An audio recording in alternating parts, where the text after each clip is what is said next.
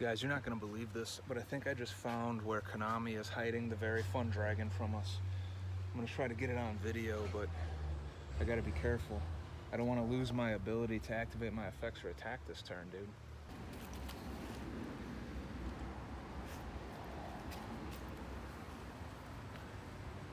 Oh, shit!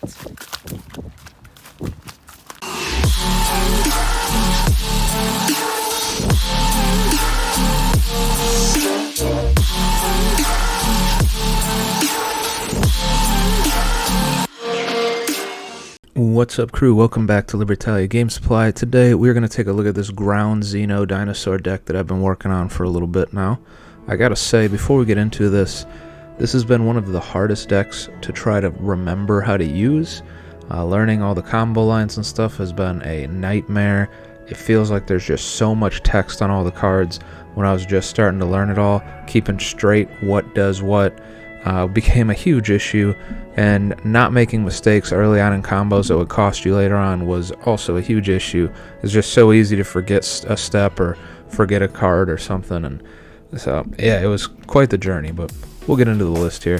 First off, we've got the 2 Ultimate Conductor Tyranno. It can special summon itself from the hand by banishing 2 dinosaurs from the graveyard. It's also going to be your main target for Double Evolution Pill, and once it's on the field it has a couple of effects. As a quick effect, you can pop a monster from your hand or field, and if you do, it Book of Moons your opponent's whole board. It can also attack every monster your opponent controls once each, and when it attacks a defense position monster, it can burn them for 1,000, and if it does that, it just destroys that monster rather than going to battle damage. And because of that Book of Moon effect, this is one of your main interruptions that you're trying to summon during most of the combo lines that you're playing. Then we've got our 3 copies of Soul Eating Oviraptor. When it's normal or special summoned, you can take a dinosaur from your deck and either add it to your hand or send it to the graveyard. And then when it's on the field, you can target a level 4 or lower dinosaur monster you control, pop it, and then special summon a dinosaur from your graveyard in defense position. So you're using that to trigger your baby effects most of the time. We've got the lone copy of Miscellaneousaurus. It's got its discard effect. You can discard it from your hand, protect your dinosaurs from your opponent's activated effects during the main phase of that turn that you use that effect. And that's mostly useful because you want it in the graveyard for its second effect. You can banish itself plus any number of other dinosaurs from your graveyard to special summon a dinosaur from your deck with a level equal to the number of dinosaurs you banished. So you could banish just itself and summon like the Archosaur. You could banish itself and Archosaur to summon the baby, so on and so on. And you also have a way of recurring this with the Drillignathus, which we'll talk about later. So very good card. If it ever went to 3, you would definitely find room for 3. Although if you're a dinosaur player, you probably already know that. We've got our 2 copies of Animador and Archosaur. On summon, you can destroy a monster in your hand or field, and then you can either add a reptile, sea serpent, or winged beast monster with the same level of that as that monster you just destroyed to your hand, which you will never do, or you can add an evolution pill spell from your deck to your hand, which you will always do. So now we have the double evolution pill, which is common, which is going to be to summon the Ultimate Conductor Tyranno, and we have the beta evolution pill, which we can use to summon the Gigantozauler or a couple of the other like spare one-ofs down here. And then for the destruction engine, we've got the triple Baby Ceratosaurus and the 2 Petiterodon. They pretty much both do the same thing. When they're destroyed by a card effect and sent to the graveyard, they can special summon a dinosaur. For Baby Ceratosaurus, it's level 4 or lower. For Petiterodon, it's level 4 or higher. So they all give you access to like that Soul Eating Oviraptor, which is pretty important. And then the Baby Ceratosaurus is probably going to be better for most stages of the game, just because a lot of your combo pieces, like mid-combo pieces, are going to be level 4 or lower. Then we've got our Scrap Engine, the double Scrap Raptor and the 1 Scrap Chimera. So the Raptor can pop a card on the field, and then you get the extra normal summon of a Scrap monster for that turn. And then if this gets destroyed by a Scrap card, it can search a Scrap non-tuner or Scrap Factory and add it to your hand, so it's going to search that Chimera, and it will be destroyed by a Scrap card with the Wyvern effect.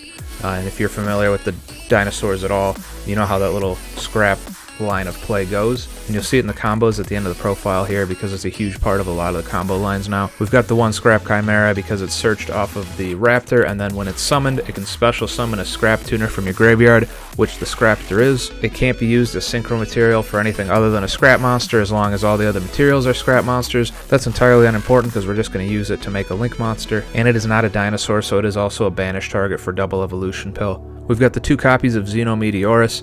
When it's in your hand, if a card is destroyed by battle or card effect, you can special summon it out of your hand. And then while it's on the field, you can pop a dinosaur in your hand or on the field, and then you can special summon a dinosaur vanilla monster from your hand or deck. Now, using this effect locks you into dragon, dinosaur, sea serpent, or worm monsters out of your extra deck for the rest of the turn. So it does suck because it would interfere with being able to summon Appaloosa, or if you wanted to play the Barone, it would interfere with the Barone. However, it does give you pretty easy access to decent extra deck monsters, namely the Gigantozauler, the Drillignathus, and the Exoraptor. We've got the one Frostosaurus as your target for the Xeno Meteorus special summon. I had potentially considered playing the 6 and the 4, so the Megalo Smasher X that we got down here. I ended up taking it out just because a lot of the times you could make your rank 4s or your Borreload Savage without needing the Xeno Meteorus to summon the level 4 in order to do so. And if you're going to summon the level 4 off of the Xeno, you don't get to do the Baronne de Flora effect. You can still summon the Cheng Ying, that's why it's in here. Just in case you have ground Xeno and still want to put that Cheng Ying on board, because it also has some pretty decent effects. But really, you'd be limiting yourself to the Cheng Ying since you're not able to summon the Baronne de Flora under the limit that Xeno puts on your board. And it doesn't have the interruptions that Baronne has, so you'd be better off just playing towards the interruptions, especially if you're going first. We've got the one Pancratops. It's a free interruption you can put on board if you're going second and you open it. It's also summonable off of the Beta Evolution Pill as well as the Petit Pterodon. And it's got that removal effect. You can quick effect tribute a Dino Wrestler, so just itself, and then pop a card your opponent controls. We've got our one Giant Rex because it's a level 4 that summons itself off of being banished, so you can just summon it or send it to the graveyard in whatever way. And then the double evolution pill will banish it in order to summon your ultimate conductor Tyranno, and then it'll special summon itself on board.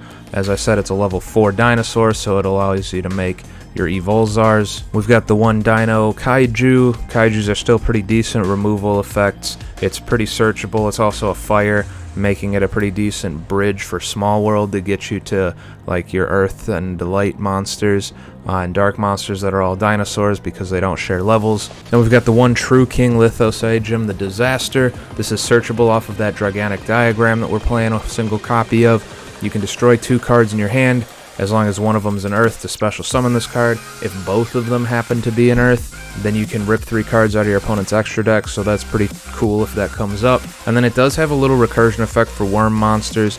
If it gets destroyed, you can special summon a non-Earth worm monster from your graveyard. We only play this and Cheng Ying as our worms, so I suppose if you made the Cheng Ying going first and then it died via whatever reason, and then you were able to draw or search this and summon it going second and then pop it with an effect, like say the Oviraptor or something, you could then just replace it with the Cheng Ying. So an interesting interaction there, but I don't know that that's really going to be a super common one that you come across.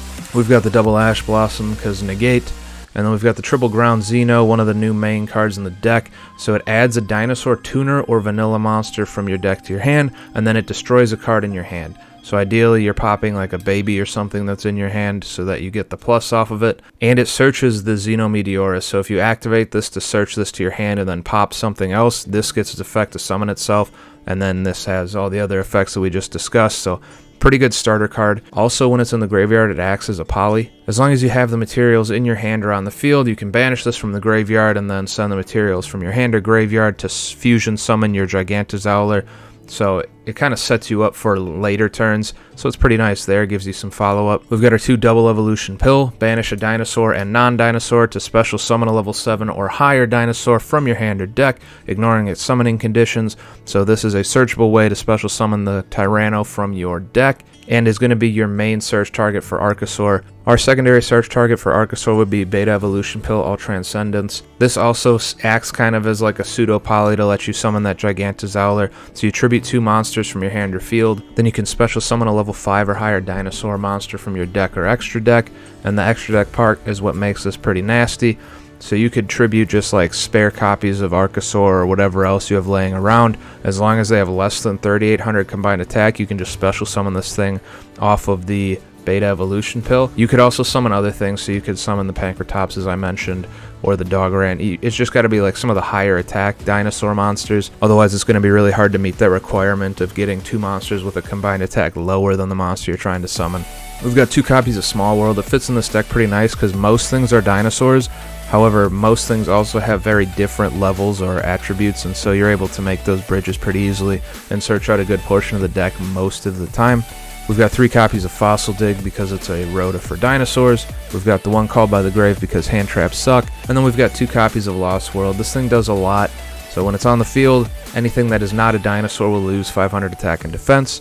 Anytime you would normal or special summon a dinosaur, you can give your opponent a Jureg token. And as long as your opponent controls a token, they cannot target monsters on the field with card effects except tokens. So it shuts off targeting effects until they find a way to deal with their token. Also, once per turn, if a normal monster on the field will be destroyed by battle or card effect, you can destroy a dinosaur monster in place of each normal monster that would be destroyed in that instance, and the token that it gives is a dinosaur. So if they try to clear their own token so they can target again, you can destroy a dinosaur in your deck in order to keep it on the board. And so you can like search out your baby Ceratosaurus, your Petipterodon, the things that plus off of being destroyed straight from your deck. We've got the one Dragonic Diagram. It does some stuff for worms and true Dracos. Really, it's just here to pop something, hopefully a baby, and search that true king out. And then after that, it doesn't really do much for you. And we've got the one Terraforming to search all of it. Into the extra deck here, we've got one Transcendosaurus Gigantozauler. If this thing gets special summoned, you can grab a dinosaur monster out of your graveyard and put it back in your hand. Then if it was special summoned from the graveyard, you can destroy a card in your hand or field, and then a card your opponent controls. And then if this card is destroyed, you can shuffle one of your normal monsters from your graveyard into your deck and then special summon this thing out of the graveyard. So it can give you something back in your hand. You could pop it yourself to put it in the graveyard and then shuffle your Frostosaurus back into the deck to summon it again, and then you get its removal effect, and you can potentially get an additional search if you were to do the effects on separate turns. We've got the one Borreload Savage Dragon. It's just a really easy to summon negate monster that has a pretty big body. If you equip it with your Wyvern, it's got 3,700 attack, so it's a pretty big boy. And then we've got our one Cheng Ying. This thing's pretty cool. For each banish card, it gains 100 attack and defense, and all of your opponent's monsters lose 100 attack and defense, and it's already at 3,000, so it's going to put a pretty big gap between you and your opponent, as long as you've done some decent banishing leading up to its summon. Also, if it were to be destroyed, you can banish a card out of your graveyard and prevent it from being destroyed. And if a card gets banished, you can then banish a card from your opponent's graveyard and field. So it's got some easily triggerable removal there. So like if you summon this and then use your double evolution pill to banish 2, Giant Rex and Scrap Chimera, you can then banish a field and graveyard monster from your opponent's side of the field. Then you can special summon your Giant Rex back and just wreak a whole bunch of havoc. We've got the one Lagia, negates normal or special summons and spell and trap effects. We've got the one Dolka, it can negate monster effects being activated. We've got the one Solda, when your opponent would special summon a monster, you can detach material and destroy that monster.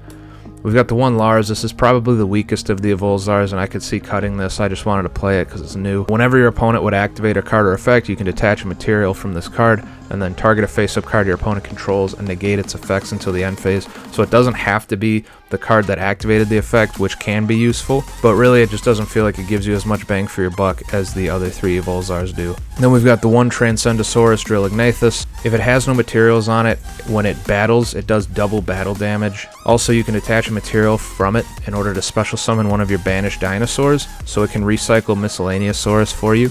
And then if it dies, it can shuffle back the Frostosaurus or whatever normal monster you're playing to summon itself back on the field, and then it would have no materials, and so then it can attack and do double damage. Getting into our Link monsters, we've got the one Linkuriboh. It's a non-dinosaur that you can summon off of the Archosaur, and it's a main step in combos, as you'll see at the end of the video here. We've got the one Cross Sheep. It's a fairly generic rank 2 that you can abuse for the recursion effect out of the graveyard, so you can put your Gigantozauler in the zone, and then you can summon something else in the other zone and get that special summon of the level 4 or lower monster from your graveyard. We've got our one Scrap Wyvern, just as part of that scrap line of play. So after you've Link summoned it, there'll be a Scraptor in your graveyard. You can use this thing's effect to special summon the Scraptor, then pop the Scraptor. Scraptor's effect will search the Chimera, and this thing's effect for when a scrap monster is destroyed while this thing's on the field will let you summon a new Scraptor from your deck. Then you can summon the Chimera, then you can summon the extra Scraptor from your graveyard, and now you have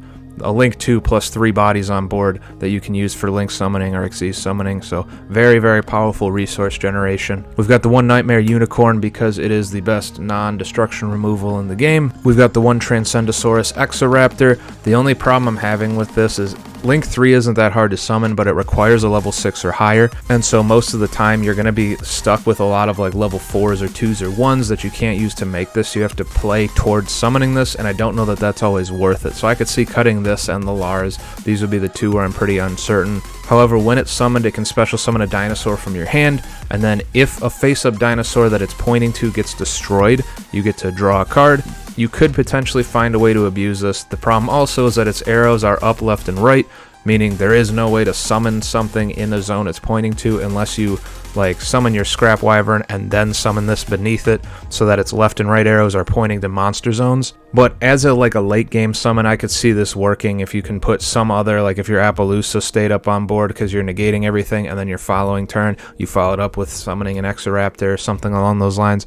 It seems like it's got a lot of potential, and that's why I wanted to play it. It also has the same effect as all the other Transcendosaurus dudes. If it dies, you can shuffle back one of your vanillas in your graveyard and summon it back on your board, and so that would put it in a zone where its draw effect could be abused a little bit more, but then you're really having to play into doing that if you wanted to make it a piece of a combo, and I just haven't figured out a great way to do that yet. We've got the one Borrelsword Dragon. I'm not super attached to this either, I suppose. The reason it's in here is because it's a Dragon Link 4, and you'll end up in a position where you can make a Link 4, but you can't make Appaloosa because you're under the restriction from either the Beta Evolution Pill or the Xeno Meteorus, so you can't summon the Fairy type, but you can summon a Dragon, and so mostly it's going to clear out your board of some space, put a pretty big monster on there with some decent effects, although not great going first effects, and it'll put your Scrap Wyvern in the graveyard, which you would then use to attach to our Borrelode Savage Dragon once you summon it, which is way better than attaching the 300 attack Link Karibo and only getting the 150 attack boost.